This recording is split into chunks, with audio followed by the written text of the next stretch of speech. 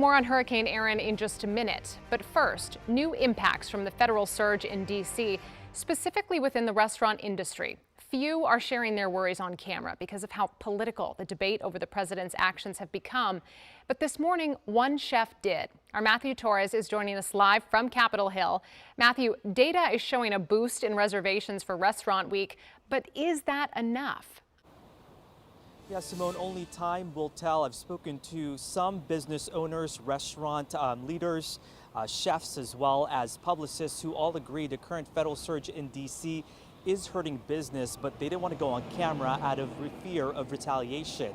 But we are hearing from one D.C. chef who turned to social media to express what the restaurant industry is going through. Hi, my name is Johanna Helrigon. In this social media post collaborating with the Restaurant Association of Metropolitan Washington, the chef and owner of the Northern Italian restaurant Amma in Navy Yard talks candidly about the industry navigating the current political climate, especially when August is typically one of the slowest times of the year. That's why we do things like Restaurant Week in order to boost sales during this slow period.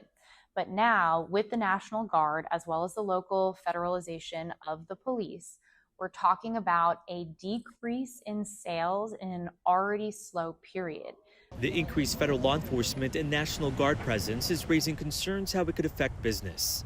We're seeing a drop in tourism in a normally tourist attracting city, and that really is impacting how people can operate their businesses. Data from OpenTable showed a sharp drop in reservations amid the first week of the federal surge. The White House quick to point out that this year-over-year drop was comparing to last year's Restaurant Week, calling it apples to oranges. But as this year's Summer Restaurant Week kicked off Monday, the number of OpenTable bookings has been up by 23%. I have scaled back. I'm literally counting the pennies when I didn't before.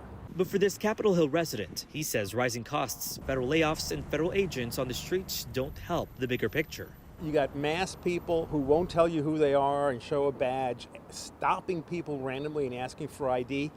That's a damper. No molesten a nuestra gente. Then there's also the presence of federal immigration enforcement. Two men eating at a fast casual restaurant in Columbia Heights were taken away lunchtime Wednesday. Workers at the restaurant say they're cutting back on shifts because there are fewer customers. Other businesses say off camera there are workers too scared to show up. There is a sense of fear from immigrant workers. Now, the chef at Amma also concluded her social media post saying that if possible, go to these local restaurants, call your local elected officials to express the concerns and spread positivity. Simone? Coolest day.